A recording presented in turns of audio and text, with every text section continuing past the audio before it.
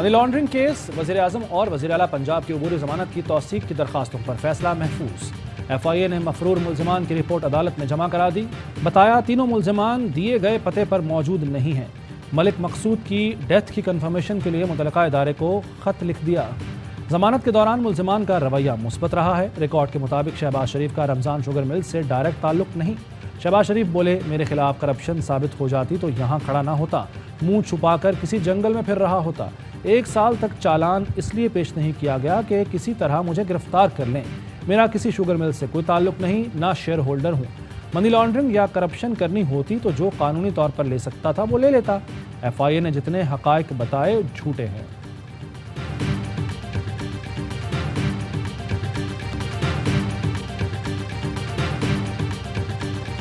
Long march کے دوران توڑ پھوڑ اور سرکاری املاک کو نقصان پہنچانے کا کیس۔ سیشن کورٹ کا یاسمین راشد سمیت پی ٹی آئی کے 9 رہنماؤں کو شامل تفتیش ہونے کا حکم۔ ضمانت میں 18 جون تک توسیع کر دی۔ یاسمین راشد کہتی ہیں، حکومت عمران خان کی مقبولیت سے گھبرائی ہوئی ہے، ہم ڈرنے والے نہیں۔ میاں محمود رشید بولے، لاہور میں ضمنی انتخابات ہو رہے ہیں، حکومت ہمیں عدالتوں میں مصروف رکھنا چاہتی ہے، ہم الیکشن بھی لڑیں گے اور عدالتی کارروائی کا بھی حصہ بنیں گے۔ میاں اسلم اقبال کہتے ہیں، تمام پولیس افسران کی لسٹ تیار کر رہے ہیں، جب حکومت میں آئیں گے تو ان کو جیل بھجوائیں گے۔ 13 جماعتی حکومتی اتحاد کا عوام دشمن بجٹ، ٹیکسوں کی بھرمار، مالی سال 2022-23 کا بجٹ پیش۔ موبائل فون، ٹیلی کام سروسز، گاڑیاں مہنگی، قدرتی گیس اور فرٹیلائزر پر سیلز ٹیکس بڑھا کر 10% کرنے کا فیصلہ۔ بینک کارڈ سے بیرون ملک ادائیگی پر 2% تک ٹیکس۔ سرکاری ملازمین کی تنخواہ 15 اور پینشن 5% بڑھانے کی تجویز۔ تنخواہ دار طبقے کے لیے ٹیکس چھوٹ کی حد 12 لاکھ ہوگی۔ وزیر خزانہ مفتاح اسماعیل آج پوسٹ بجٹ کانفرنس سے خطاب کریں گے۔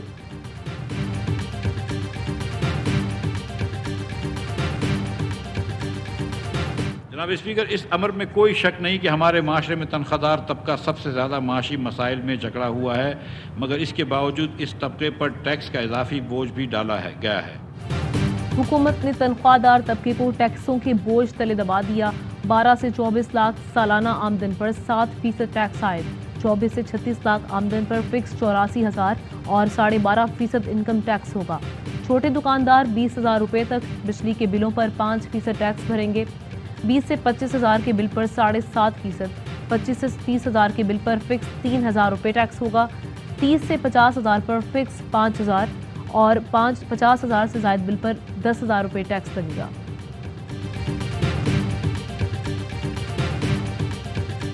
ملک کی دفاع کے لیے 1523 ارب روپے، سول انتظامیہ کے اخراجات کے لیے 550 ارب روپے ہوں گے۔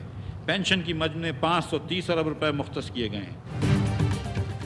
رواں مالی سال دفاع پر 1523 ارب روپے خرچ ہوں گے، پینشن پر 530 ارب، سبسڈی پر 1515 ارب، یوٹیلیٹی سٹورز پر سستی اشیاء کی فراہمی کے لیے 12 ارب روپے مختص۔ بجلی کے بلوں پر سبسڈی کی مد میں 570 ارب روپے، پیٹرولیم بقایا جات کے لیے 71 ارب، رمضان پیکج کے لیے 5 ارب روپے کی اضافی رقم مختص کی گئی۔ 40,000 تک آمدن والوں کو 2,000 ماہانہ دیے جائیں گے۔ وزیر خزانہ مفتاح اسماعیل نے اپنی انڈسٹریز کو مراد دے ڈالی۔ سنیکس مینوفیکچرنگ کے لیے فلیور پاؤڈر پر ڈیوٹی میں کمی کر دی گئی۔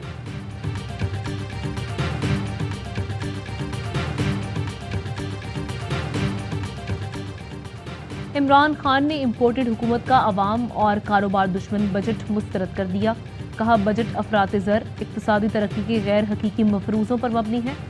حساس قیمتوں کا انڈیکس 24% تک جا پہنچا ہے۔ اعداد و شمار سے واضح ہے کہ مہنگائی کی شرح 25 سے 30% ہوگی۔ شرح سود بلند ہونے سے معاشی ترقی رک جائے گی۔ ہمارے دور کی انقلابی ٹیکس اصلاحات روکی جا رہی ہیں۔ صحت کارڈ، کامیاب پاکستان جیسے غریب دوست اقدامات ختم کیے جا رہے ہیں۔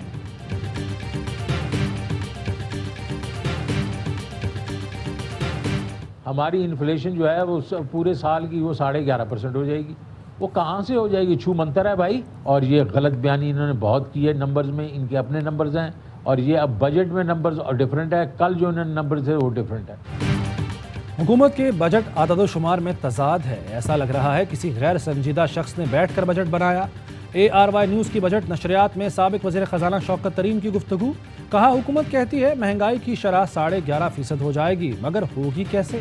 حماد اظہر بولے، مسترد شدہ حکومت نے مصنوعی بجٹ پیش کیا، عام آدمی سوچ رہا ہے آٹا گھی کیسے سستا ہوگا۔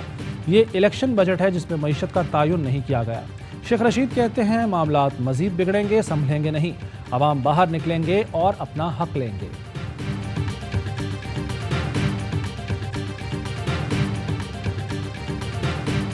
ٹیکس زیادہ کرنے سے اکانومی امپروو نہیں ہوگی۔ 25 یونٹ ہمارے اس وقت بند پڑے ہیں بیکاز ان کے پاس گیس نہیں ہے، کنیکشن نہیں ہے بجلی کے۔ ہمیں جس ریٹ میں بھی بجلی ملے، ہمیں جس ریٹ میں بھی گیس ملے تو صحیح۔ ٹیکسز زیادہ لگانے سے معیشت بہتر نہیں ہوگی۔ ایپٹما نارتھ کے چیئرمین حامد زمان کا رد عمل، کہا ایسی صورتحال میں ٹیکسٹائل انڈسٹری نہیں چل سکتی، ہدف پورے نہیں کر سکیں گے۔ ٹیکسٹائل صنعت کے لیے پچھلے 4 سال سب سے زیادہ بہترین رہے ہیں۔ سابق چیئرمین آباد حنیف کوہر کہتے ہیں کہ پی ٹی آئی نے تعمیرات انڈسٹری کو بہت مراد دیں، موجودہ حکومت نے ختم کر دی، ریلیف دینے کے بجائے مزید ٹیکسز لگائے جا رہے ہیں۔ یہ تعمیراتی انڈسٹری کا قلع کما کرنے جا رہے ہیں۔ تمام انڈسٹریز چل پڑی تھیں لیکن موجودہ حکومت دوبارہ بند کر رہی ہے۔ ہم نے مائنڈ بنا لیا ہے، اب ہم زیادہ بلند عمارات نہیں بنا سکتے۔ مہنگائی کے باعث ہم لوگوں کو انڈسٹری سے نکال رہے ہیں۔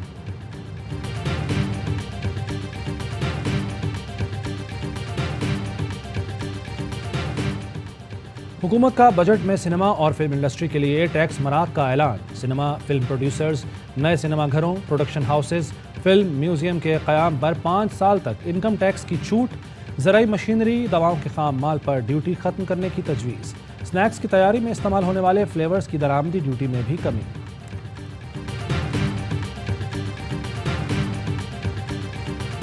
شدید ترین گرمی میں بدترین لوڈ شیڈنگ، گھنٹوں بجلی غائب رہنا معمول بن گیا، عوام پریشان، حکومت پر برس پڑے۔ لاہور سمیت ملک کے مختلف شہروں میں 6 سے 12 گھنٹے کی لوڈ شیڈنگ۔ کراچی میں کے الیکٹرک نے بھی غیر اعلانیہ لوڈ شیڈنگ بڑھا دی، مختلف علاقوں میں رات گئے بجلی کی بندش، شہری بلبلا اٹھے۔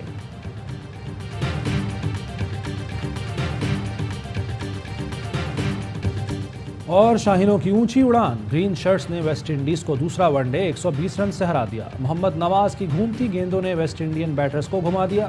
4 کھلاڑیوں کو پویلین کی راہ دکھا کر مین آف دا میچ بھی لے اڑے۔ 275 رنز کے تعاقب میں ویسٹ انڈیز 155 پر ڈھیر۔ سیریز بھی پاکستان کے نام۔ ون ڈے سیریز کا آخری میچ کل کھیلا جائے گا۔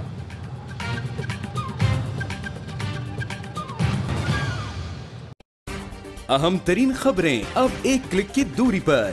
آپ کے پسندیدہ ٹاک شوز ہوں یا اہم ملکی یا غیر ملکی شخصیات کی نیوز کانفرنسز، ہر لمحہ باخبر رہنے کے لیے سبسکرائب کریں ہمارا یوٹیوب چینل۔ موسم کی صورتحال ہو یا کھیل کے میدان سے خبریں، اپنے موبائل فون سے ملکی اور بین الاقوامی اہم خبروں تک رسائی کے لیے ڈاؤن لوڈ کیجیے موبائل ایپ۔ باوثوق ذرائع سے مصدقہ خبروں، تجزیوں اور تبصروں سے مستفید ہونے کے لیے وزٹ کیجیے پاکستان کی سب سے بڑی نیوز ویب سائٹ www.arYnews.tv۔ ان سب کے علاوہ پاکستان کا سب سے بڑا فیس بک پیج ہو، سب سے بڑا نیوز انسٹاگرام اکاؤنٹ یا پھر ٹویٹر، ARY نیوز پہنچا رہا ہے خبریں سب سے پہلے آپ تک، تاکہ آپ رہیں ہر لمحہ باخبر۔